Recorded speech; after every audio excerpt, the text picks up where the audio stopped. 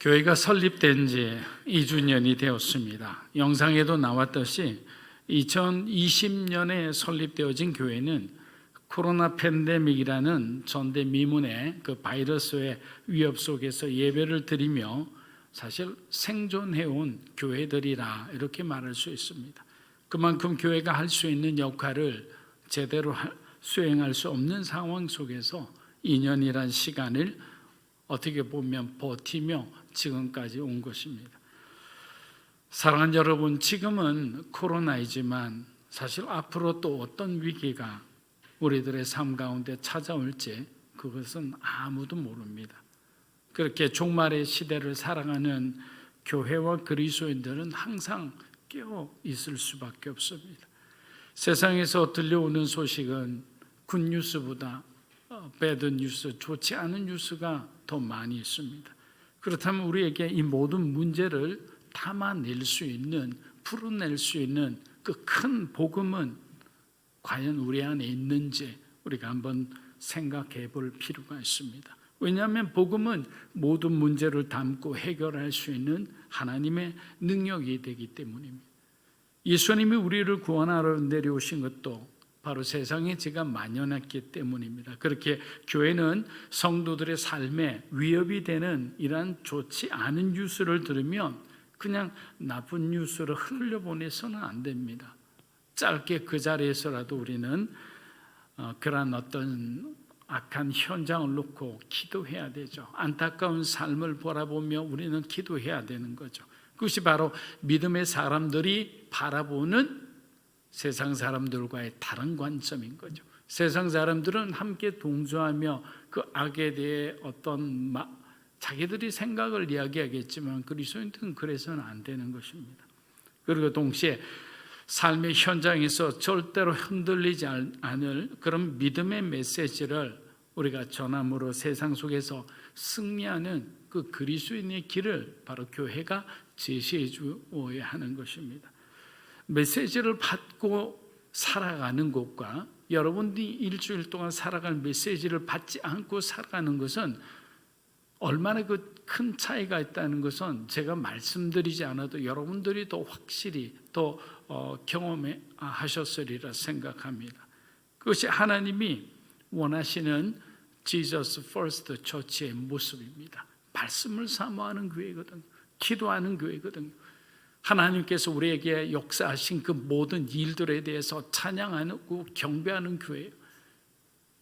근데 그런 어떤 찬양의 소리, 기도의 소리가 들리지 않는다면 교회도 가정도 그 사람의 삶도 사실은 어떻게 보면 위태로운 것입니다.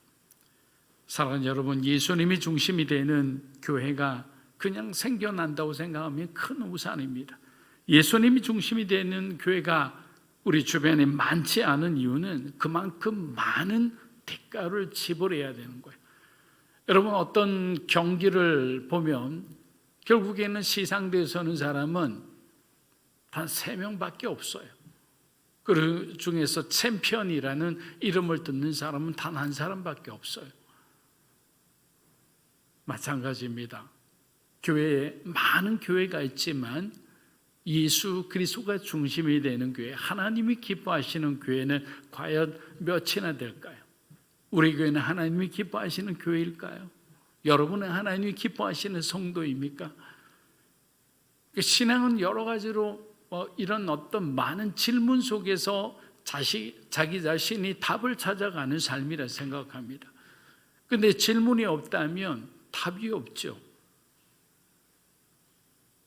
이 말은 마치 사사기 시대의 어떤 삶의 형태와 마찬가지로 우리의 삶도 그렇게 변화될 수 있는 거죠. 내가 옳은 대로 그렇게 행하는 거예요. 왜? 질문이 없으니, 하나님에 대한 묵상이 없으니 어떤 계시나 어떤 메시지도 받을 수가 없잖아요.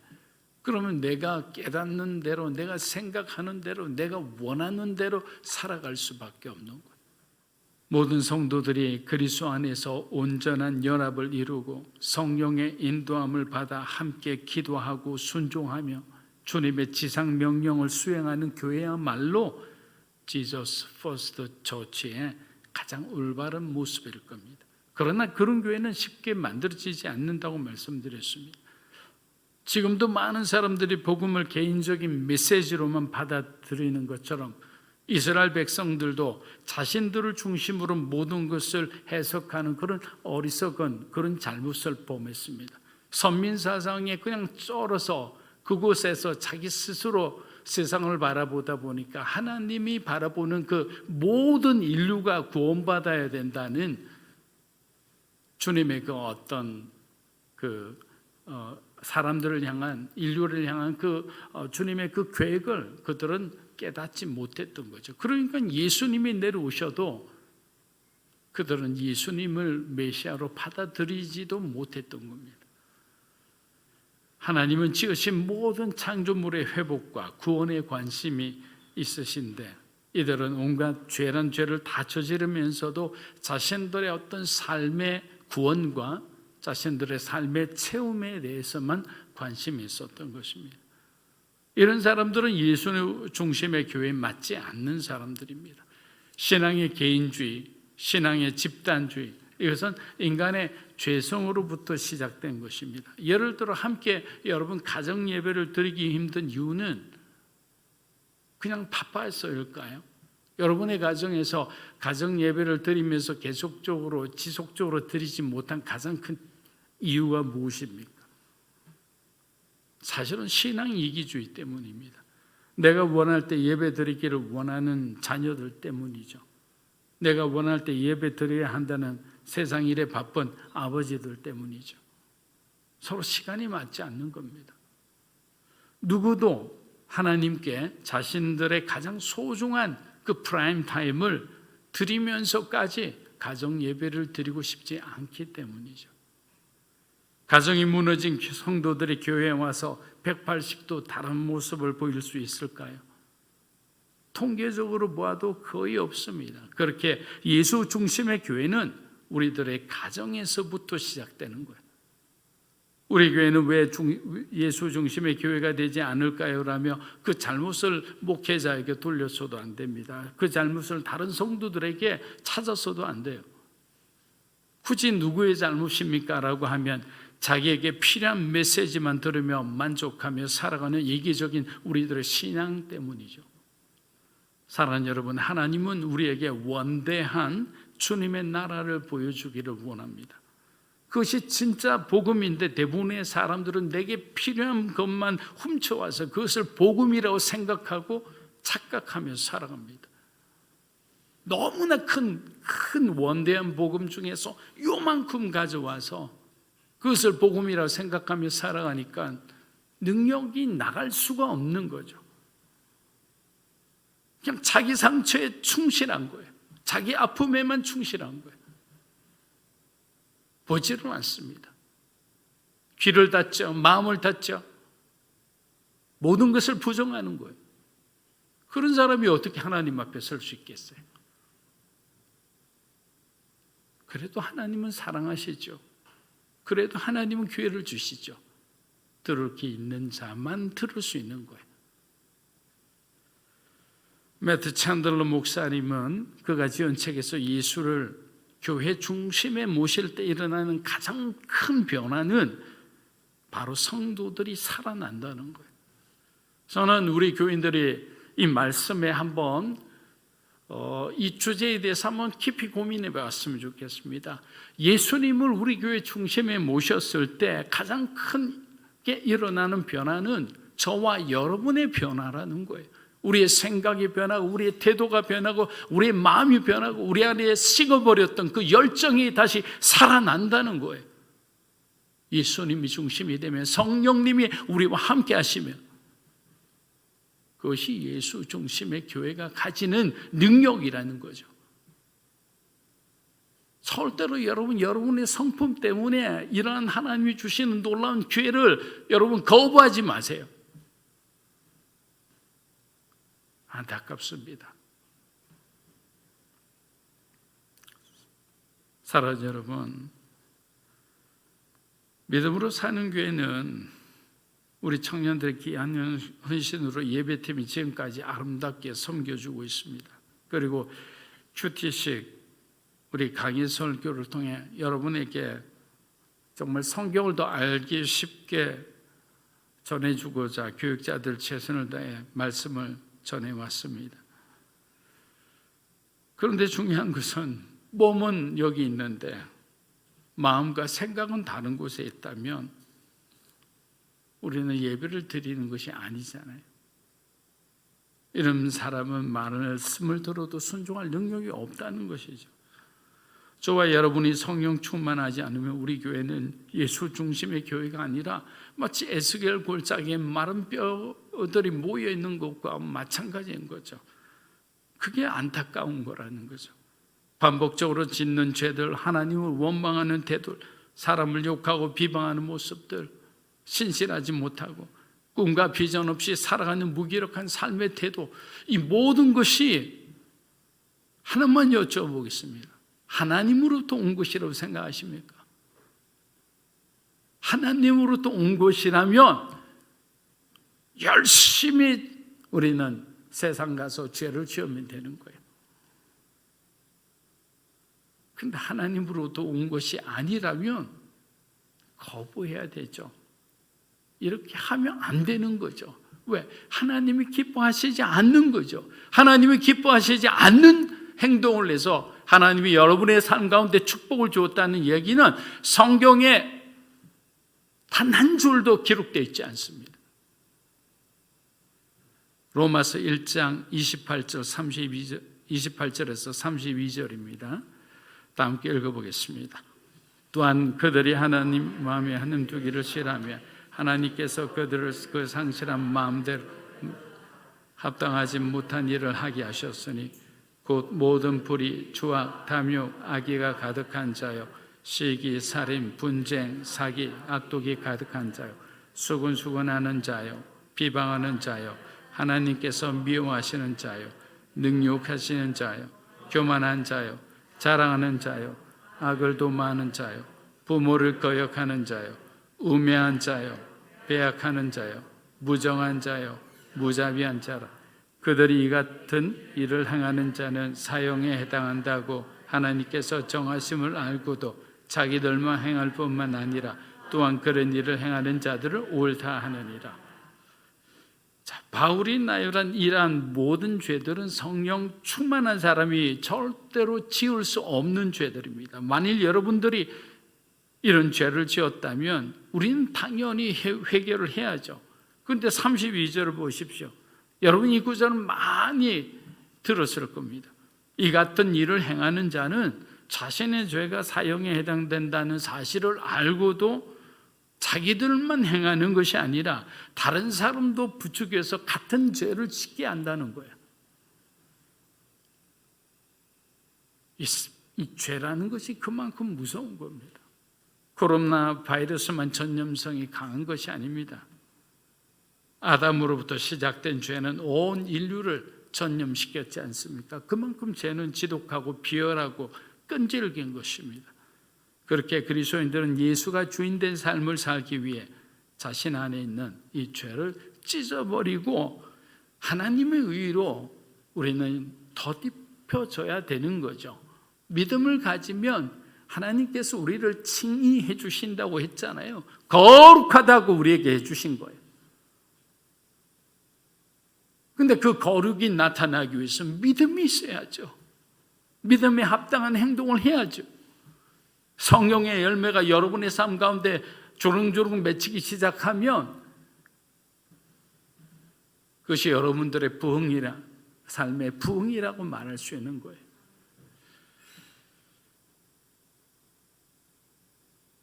그래야 여러분의 삶에, 저와 여러분의 삶에 성령의 능력이 생기는 겁니다. 가는 곳마다 생기가 넘치고 일하는 곳마다 풍성한 열매를 맺게 되는 거예요. 너무나 쉬운 방법임에도 사람들이 죄에 눌려 있다 보니까 하나님이 주신 달란트들을 우리는 제대로 사용하지 못하고 있는 거예요. 여러분 이제는 더 이상 물러설 수 없어요. 사랑하는 여러분, Jesus First Church는 성령이 이끄시는 교회예요. Jesus First Church는 성령 충만한 성도들이 주인된 교회예요. Jesus First Church는 주님의 사역을 충실히 감당하는 그런 성실한 교회예요. 그런 교회가 되고 싶지 않습니까? 그런 교회의 성도가 되고 싶지 않습니까? 저는 저와 여러분이 하나님이 기뻐하시는 교회의 성도가 되리라 믿습니다. 그렇다면 우리 세상과 타협해서는 안 돼요. 진리의 길을 위해 부단히 열심히 달려가는 그런 주님의 교회와 성도가 되도록 노력해야 되는 거예요. 그런데 그리스도의 몸이어야 할 교회가 깊이 병들어가고 심지어 교회를 떠나는 사람들이 늘고 있는 이 시대에 성도의 공동생활이라는 아주 명작을 적은 본헤퍼의 메시지가 더욱 그리워진다는 말을 많이 합니다. 이 책은 홀로 있음과 함께 있음의 차이를 분명히 하고 개인적 경건생활과 이 공동체적 영성이 얼마나 조화를 잘 이루어지는지를 보여주는 책입니다. 본헤퍼가 주장한 성도의 이 교제란 무엇인가?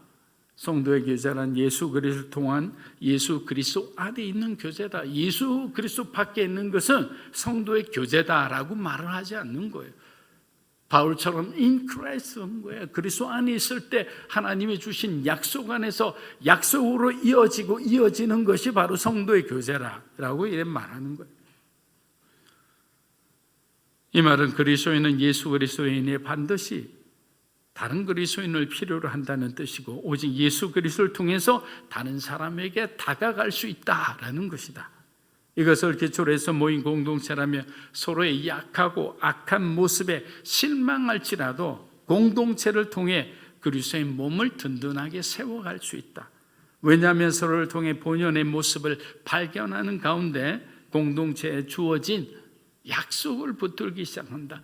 사람을 붙들기 시작하는 거 아니에요. 여러분이 좋아하는 그 사람 붙들고 함께 신앙생활을 하는 것이 아니라 하나님께서 공동체에게 주신 그 약속의 말씀, 그것을 붙들고 신앙생활을 하기 시작하니까 우리가 시험에 들지 않는 거예요. 사람 때문에 아파하지 않는 거예요. 무엇을 바라봅니까? 약속을 바라보는 거죠. 하나님이 우리에게 주신 약속을 바라보며 살아가니까 흔들리지 않는 그런 믿음의 사람이 되는 것입니다. 사랑하는 여러분, 사람은 믿음의 대상도 아니고 궁극적으로 우리가 의지해야 할 존재도 아닙니다. 하나님 외에는 존재할 사람이 의지할 수 있는 존재가 없어요.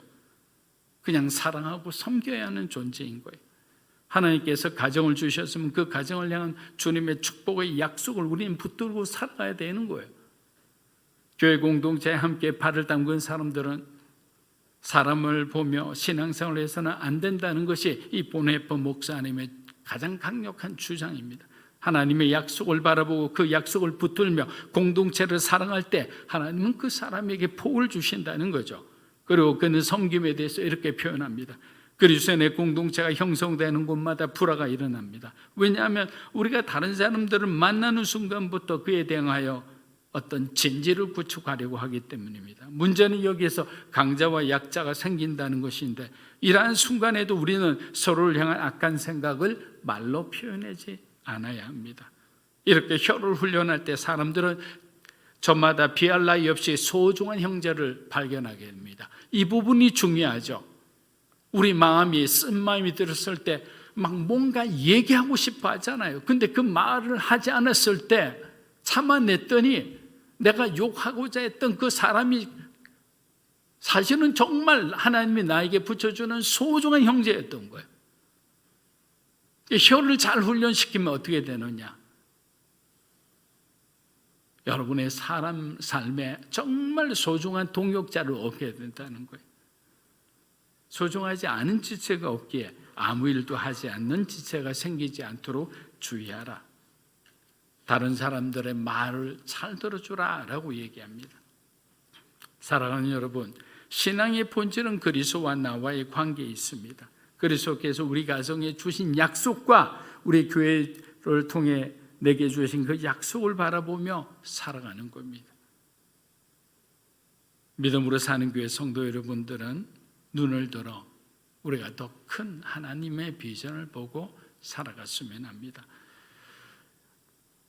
하나님께서 저를 17년 전에 일본 교회를 섬기도록 해주셨잖아요.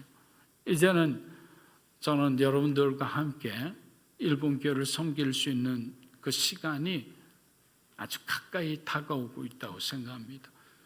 다음 세대를 향한 그 꿈도 미디어 처치라는 그 아주 원대한 어떤 마지막 그 디지털 노마드와 같은 방황하는 시대에 있는 사람들에게 복음을 전할 수 있는 그 시간도